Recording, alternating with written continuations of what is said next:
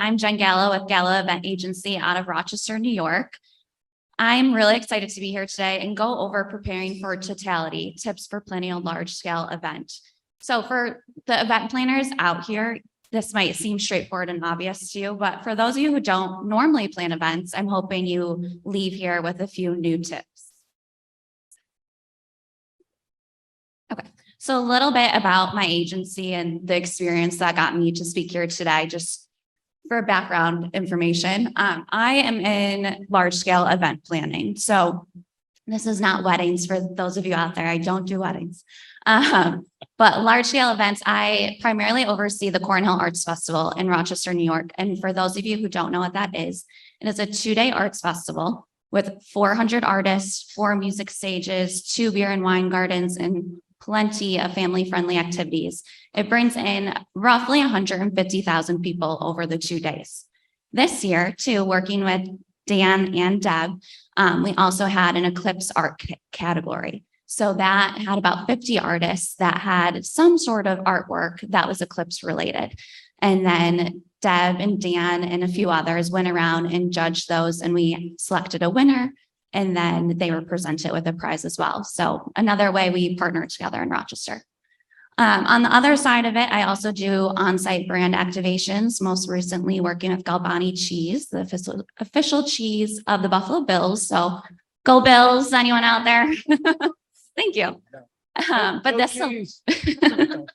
this allows me to see the other side of it from a vendor perspective and take those lessons as a vendor participating in events back to the large scale events I work on. And then, like Deb said, I also have the pleasure of working with the Rochester Museum and Science Center on their 2024 Eclipse Festival called Rock the Eclipse. All right, so today we're going to go over a few different items rather quickly. What is involved when planning large scale events? What are the different hats people wear, which is the bulk of the talk? What do you need to consider when hiring outside event experts like myself? How do you stand out to those potential sponsors, which is really my specialty in large scale event planning? And then what do you need to do to prepare? So what is involved in planning large scale events? Of course, you have your event basics, right? You have the day, the time, if you're going to do it indoors, outdoors, both. And then you also have your target market. So are you looking to have a family-friendly event? Are you looking to have it be more of a party for younger adults? Or are you making it a more relaxing occasion for the older demographic?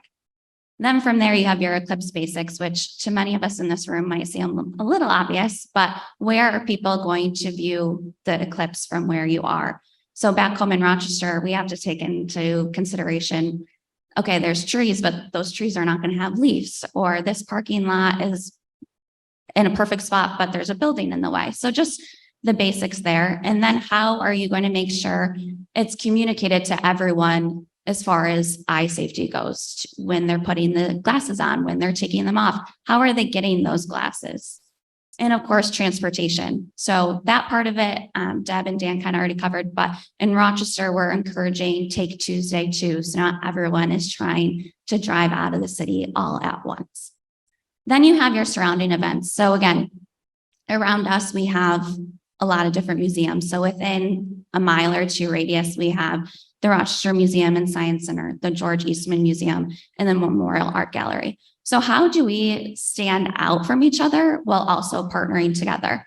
And for us, we're right now looking in the process of even sharing transportation, since we're all kind of on the same street. Not only to help our visitors, but to help other safety plans.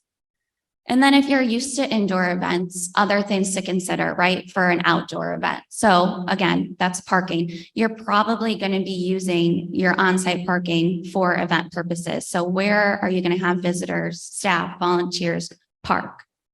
Then your permits. So if you're, again, not used to doing outdoor events, there's different permits you need. There's the event insurance, there's liquor license, etc., which we'll get a little bit more into. And then rentals, tents, chairs, staging, sound, all of that good stuff. And of course, the weather, the one thing we can't control. Here, it might be a little too hot for everyone. Back home, could be snowing, but fingers crossed. And secrets to success. So as my good friend Deb Ross would say, pick a sexy name.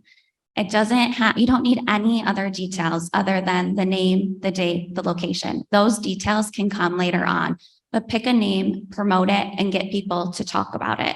And of course, while you're doing that, make sure to engage, educate, and share your passion. Okay, so the different hats that people wear. This is split into 10 different committees of some sort. This is usually how we do it for like the Cornhill Arts Festival, for instance. These committees can be changed into a variety of different ways, so you can kind of choose what applies to you. But briefly to go over those, first we have the administrative side of things. So this person looks at the budget. They can make their realistic budget and then their dream budget, let's say. They look into the permits that I mentioned, the insurance, and then they also research grants. So how can you get more support for your event and make it that wow factor? Entertainment, kind of self-explanatory, but they get the speakers involved, the live music involved. They do the contracting for those people. And then they carry out those needs the day of. So any production or extra staging, again, especially for those outdoor events. Then you have food and beverage. So for those of you who aren't used to doing large scale events, you want a variety of food vendors. This person is working on contracting those food vendors, figuring out what is needed. Do they need electricity? Do they need generators, ice, and making sure those needs are met.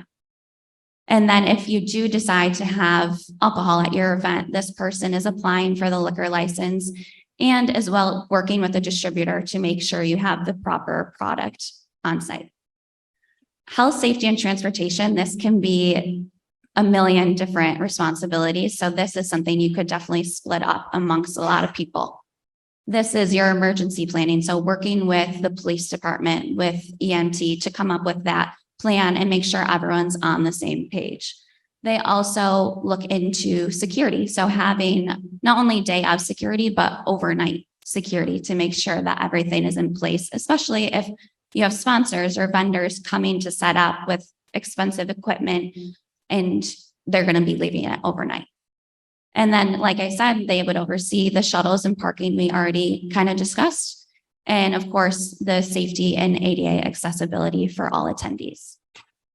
Marketing, this is pretty straightforward, but this is crucial to promoting the event, right? So you have your website, your social media, photography, signage.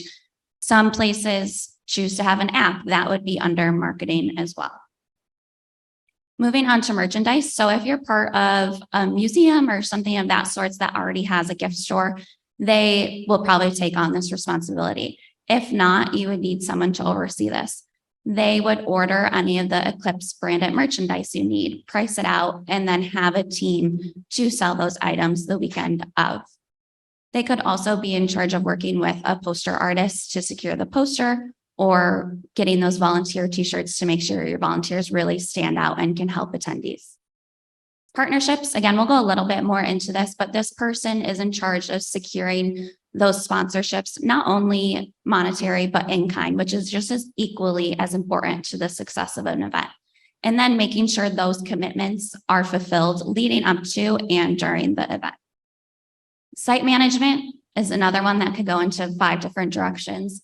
This person not only oversees the rentals for events, but they also are looking at vendor placement. They're working with the vendors on load-in times, load-out times, making sure that's as flawless as possible. So not only your attendees have a great time, but the vendors leave saying, wow, that was really organized. And then they also look into fencing needs, electric needs, sanitation. So your porta potties, your recycling bins, garbages, etc. Ticketing, this could be on its own, or you could put it with admin or marketing. This person is in charge of deciding, working with the team to decide if you're going to have tickets for sale, if it's going to be just general admission, and then making sure that's carried out pre-event and during the event.